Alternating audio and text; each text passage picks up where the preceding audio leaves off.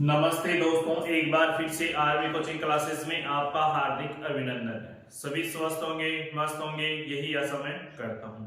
आज अपन चैप्टर पढ़ रहे हैं कक्षा 8 का जो क्षेत्रमिति है यानी मेंसुरेशन, जिसका पार्ट नंबर 2 आज अपन देखेंगे, जिसमें क्वेश्चन अपना चल रहा है 4 नंबर।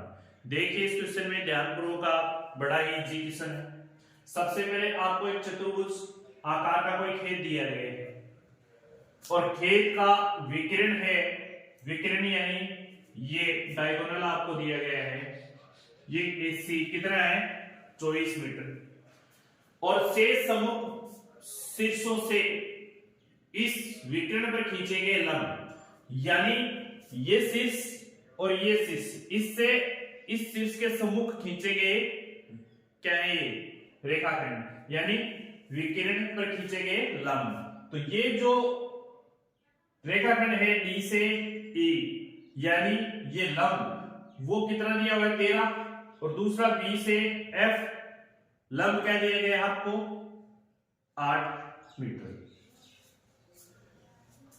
खेत का क्षेत्रफल ज्ञात करना है। तो एक बात बताइए, अब आप ये बता सकते हो ना कि ये जो आकृति है त्रिभुजाकार जैसी, और ये 2 नंबर का त्रिभुज है, यानी इसमें कितने त्रिभुज बन रहे हैं, 2 त्रिभुज होके एक चतुर्भुज का निर्माण कर रहे हैं। आपको पता है 4 भुजाओं से घिरी हुई बंद आकृति क्या कहलाती है, चतुर्भुज, और वो बहुभुज जो 3 भुजाओं से घिरा होता है त्रिभुज कहलाता है। तो कहने का मतलब है 2 त्रिभुज मिलके अपने पास एक चतुर्भुज का निर्माण कर रहे हैं। तो अपन क्या करेंगे, त्रिभुज का क्षेत्रफल लगा के दोनों को ऐड कर देंगे और हमारे पास किसका आ जाएगा, खेत का क्षेत्रफल आ जाएगा। तो सबसे पहले अपन जो हमें दिया गया है वो लिखेंगे। तो हल में हमें क्या दिया गया है, दिया हुआ में लिखें, दिया हुआ खेत का विकिरण, खेत का विकिरण, विकिरण क्या है ए से सी, यानी इसको लिख दीजिए ए से सी, ताकि जब अपन मान सूत्र में पुटअप करें उस समय हमारी कोई दिक्कत ना हो। ए से कितनी हो 24 मीटर। अब देखिए हमें लंब दिया गया है, लंब डी से ई कितना है 13 मीटर, और दूसरा लंब क्या है बी से एफ कितना है 8 मीटर। अब देखिए हमारे पास जो ऊपर वाला त्रिभुज है उसका नाम क्या होगा, त्रिभुज ए सी और डी। तो अपन लिखते हैं कि त्रिभुज ए डी सी का क्षेत्रफल। अब देखिए दोस्तों, आप सब जानते हैं पीछे वाली कक्षाओं में आपने पढ़ा है कि त्रिभुज का क्षेत्रफल होता है वो क्या होता है 1/2 आधार गुणा ऊंचाई। अब आप सबको पता है कि 1/2 तो अपना है, यहां पर मैं लिख रहा हूं 1/2। अब आधार कितना है अपना, देखिए ये ऊपर वाला त्रिभुज है, इसका आधार ये AC हो जाएगा, क्या हो जाएगा ये A से C, तो AC गुणा ऊंचाई क्या है, इसका जो लंब दिया गया है ना हमें D से E, वो इसका क्या हो जाएगा D से E। अब इसमें मान पुटअप करोगे तो वैल्यू क्या आ जाएगी अपने पास 1/2। AC की वैल्यू कितनी है यहाँ पर 24, AC की वैल्यू कितनी है 24, तो 24 लिख दीजिए। फिर गुणा ये कितना दिया गया आपको 13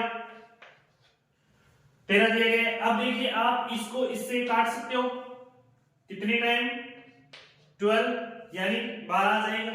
अब आपको पता है कि 12 को यदि इससे 13 से गुणा करते हो तो आप सबको पता है या तो 12 का वर्ग करके उसमें 12 ऐड कर दीजिए क्योंकि 13 टाइम पर आ जाएगा, या फिर आप क्या करोगे 13 के टेबल 2 ऊपर बोलोगे 26, फिर 13 एकम 13 जोड़ोगे तो वैल्यू क्या आ जाएगी आपके पास 156।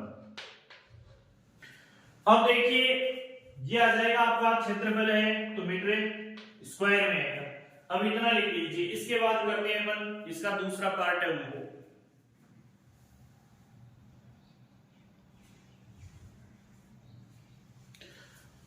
अब देखिए इसका दूसरा पार्ट हमें कौन सा त्रिभुज बचा है, ए बी और सी। ये और कर लीजिए त्रिभुज ए बी सी का क्षेत्रफल। इसी प्रकार करना आपको। मैं डायरेक्ट लिखूंगा, सूत्र आपको याद है 1/2। इसमें भी आधार क्या है अपना, इस डायग्राम में भी आधार क्या है AC, तो अपन AC लिखेंगे। ऊंचाई क्या है अपनी इसमें, अब की बार जो त्रिभुज ए बी सी लिया ना अपन ने, ए बी और सी, इसमें जो ऊंचाई है लंब क्या है BF, तो B F।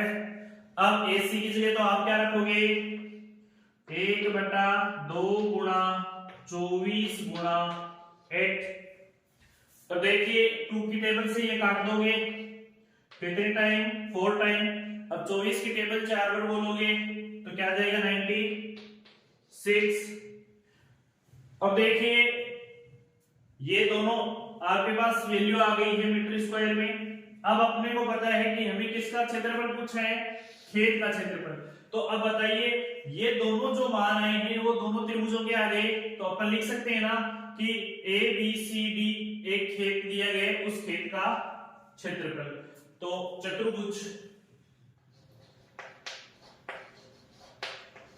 चतुर्भुज ए बी सी डी खेत का क्षेत्रफल क्या आएगा आपका, जोड़िए इनको, 156 प्लस 96। देखिए 6 को 6 में जोड़ोगे 12 आएंगे, 5 में वो एक 9 में एक हासिल जोड़ोगे 10 हो गए, 5 15, फिर ये एक और एक हासिल कितनी होगी 252 मीटर स्क्वायर। यानी जो खेत है उसका क्षेत्रफल अपना आ गया 252 मीटर स्क्वायर। ये अपना फाइनली आंसर है। तो आशा करता हूं ये क्वेश्चन अच्छे से समझ में आया होगा, तो इसे नोट डाउन कीजिए।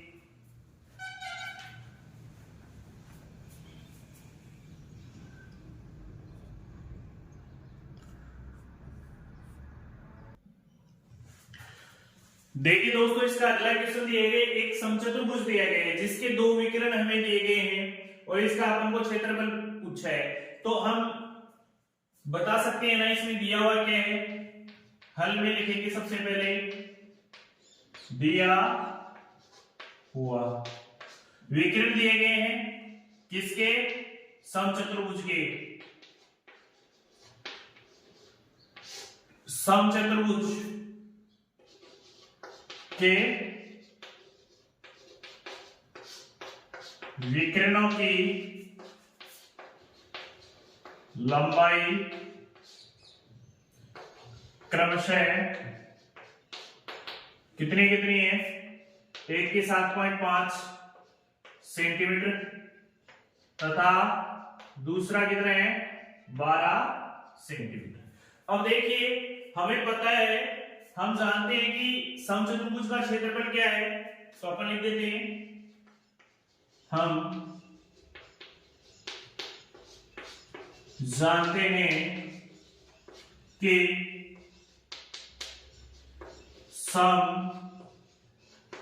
समचतुर्भुज का क्षेत्रफल, तो क्षेत्रफल क्या होता है 1/2 गुणा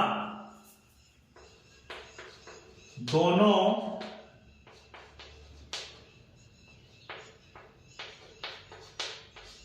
विकिरणों का गुणनफल। कहने का मतलब ये है कि जो हमें 2 विकिरण दिए गए हैं उनमें का गुणनफल करके आप उसमें किसका भाग दे दो 2 का। तो आप इस सूत्र को ये भी लिख सकते हो विकिरणों के गुणनफल का आधा।